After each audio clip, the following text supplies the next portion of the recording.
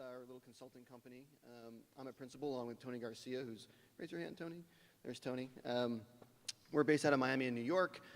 We do lots of different types of projects. We're consultants, so we're kind of working all over. But today, again, with Tactical Urbanism, this is really more like a research and advocacy initiative out of our firm, and alongside a lot of people within NextGen. So I'm going to be speaking mostly about that. This idea, right? Why are a lot of us in this room? We're planners, we're architects, we're designers, we're developers. We're really concerned or interested in making a brighter future. We don't want the future to suck. And so we do these things very, very well in terms of making plans. But plans oftentimes are meaningless. They're good ideas a lot of times, but they don't get implemented unless there's real action, unless there's an urgency for action. This is a great example. This is Midtown Manhattan from 1969, a plan done by RPA, Regional Planning Association. And what you can't see, if I have a laser pointer here. Okay. The spine of Broadway in 1969, they're proposing to pedestrianize most of this. And if you go to New York today, that's actually happened. But that was a good idea out of this plan that took 40 years to implement. And really what it took was lawn chairs and barrels. After 40 years, Jeanette Siddiq-Khan, who's the director of transportation, said, enough, this is a good idea, let's test it. Let's try it, let's see if it works. This has been on the books for so long.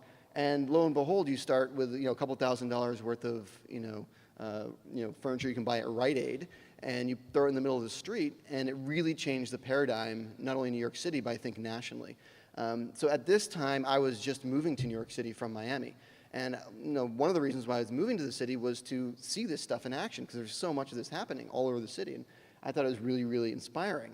And so I started to look into some of these ideas, how this sort of very first step approach seemed very tactical. It was like, very cheap. But the initiative, or the thought stream was always to go to the long term, to the permanent. We're going to start with this. We're going to check it out. We're going to take data, see how it's working. If it fails, no big deal. It's a couple $1,000s worth of chairs. So taking that idea, that thought kernel, to this NextGen retreat that we had 2 years ago in New Orleans. These are a bunch of colleagues that you'll either meet or have already met who are in the room. And we were really just jamming on a whole bunch of ideas that weekend.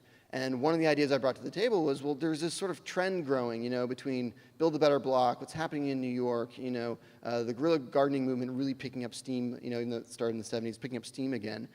And to me, that seemed to be a lot of overlap.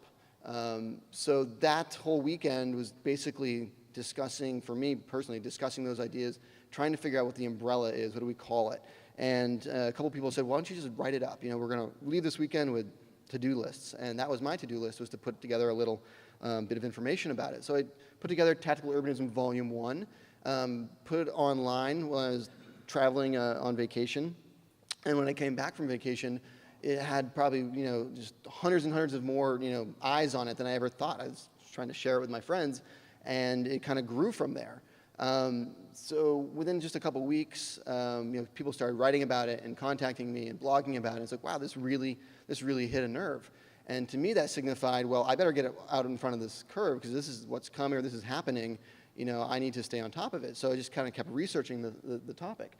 And in general, if you've not heard of tactical urbanism, it's really about the short-term things that lead to long-term change, short-term action. This is a great quote from Nabil Hamdi, who wrote a book that's actually available for free online called About the Art of Practice and the Limits of Planning in Cities. Really thinking about new ways of working that are not necessarily always top-down. If they are top-down, they're not trying to come with a solution from the very beginning. You're kind of arriving at testing an idea and learning from that as it moves forward. So Volume 2 came out in April, beginning of April, March of this year. So it's just over 2 months out there in the wild. But we doubled the number of tactics in terms of our case studies. We started looking at a lot more of the trends. Why is this gaining so much attention? Why are people interested in this topic? Very intentionally kept the book for free online. There's no better way to disseminate ideas than have it to be for free. So it's been a really good way for us as a firm to share our ideas without having the barrier of charging money. Now, we think that's an important step, and it's important to use the internet in that way. So I'm not going to go too much into examples, but we say this in the volume 2. There's really the 5 key characteristics of having the vision, thinking really, really carefully about context, having the agility to be able to make the changes on the fly as you learn. In that way, you create a lot of value. And then finally, and I think most importantly, a lot of these projects that we document and been studying are really about building social capital within your community. And when you work on projects together in the street with your city planning department, et cetera, you build relationships and connections that you might not otherwise. And I think that's probably the most important thing moving forward. So what we found is that really, why is this gaining popularity? These 3 things, which Will's kind of touched upon briefly, have kind of crashed together in the last 3 years. The recession, shifting demographics, people moving back to cities, young and old, and of course the internet, which has totally changed the way planners communicate ideas. And if you think about it, when I started my career in 2005, people were not using YouTube and blogs and creating interactive tools for planning and idea generation at all. That was nowhere to be found yet. So I think that's really interesting how we're just now really starting to take hold of these tools and utilize them.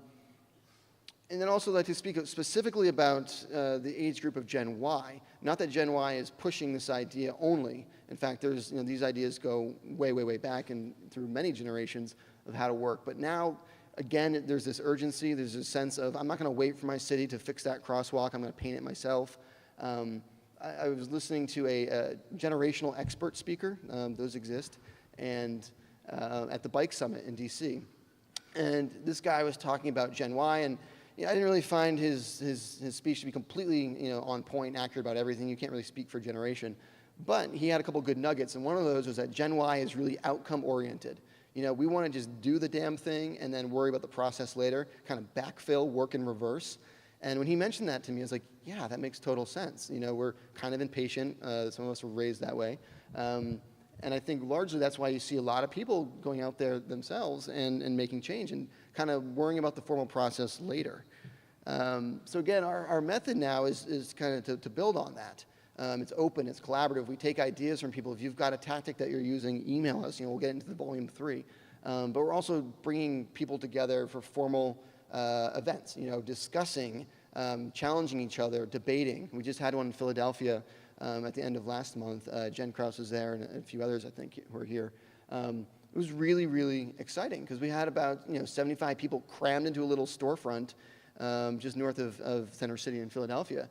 And we were able to generate ideas and work with each other and understand what was going on the ground in Philadelphia and make that connection to what's happening in other cities.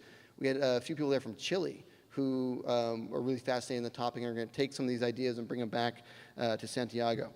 And so there you see just a few images of that. Again, these events are free. We think that's pretty important. And this initiative has had impact, much to our surprise from the very beginning. But it's quite exciting to see the number of people who are accessing the documents. So in just a year, we've had 26,000 people check out the first volume. In the last 2 months, we've had almost that. So the word is getting out there. Planetizen named it a top trend for 2011, 2012. And then this is a map showing where it's been downloaded around the world. And I don't say all that to toot our own horn. I say that because I think the method that we're using by putting it online, having it be free, taking submissions, having it be pretty open in the process is really important. But as I've mentioned, this is not necessarily new, a new way of working. We're just kind of updating it for what's happening now. And so this project from 1970 is an artist in San Francisco, put a park on it. That's what she did. There's farm animals there. She was basically raising awareness about public space and the lack thereof in the city. And she picked a very, difficult scenario right under a freeway, an on-ramp. But she did 4 different installations like that. And if you think about Build a Better Block or some of these other tactics we've been utilizing, it's very similar to that. And there's ideas like this that go way back, like play streets in New York City, shutting down blocks, for a day at a time, a week at a time, summer long. That goes back to 1912 with the New York City Police Department. And I even show sometimes examples of the people who sell books along the river in the Seine who've been there for 500 years, and it took about 450 of those to be made legitimate. Where we're seeing this happen, in places that people love, places that are worth caring about. They have the physicality, the bones, they're walkable. They may be completely underutilized at the moment, but they have this real potential moving forward to be loved again.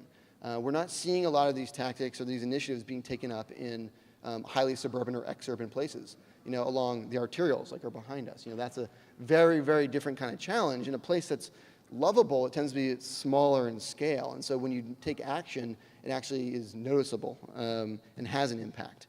And so moving forward, thinking about these tools and these ideas, these are three, I think, very powerful things that might actually be converging or could come together to create a whole new platform for very localized, small-scale, urgent but humble projects. This is the top one. Who's heard of Neighborland? Raise your hand. Okay, just very few people. Neighborland is an initiative that was started in New Orleans. It's now being used nationwide, I believe.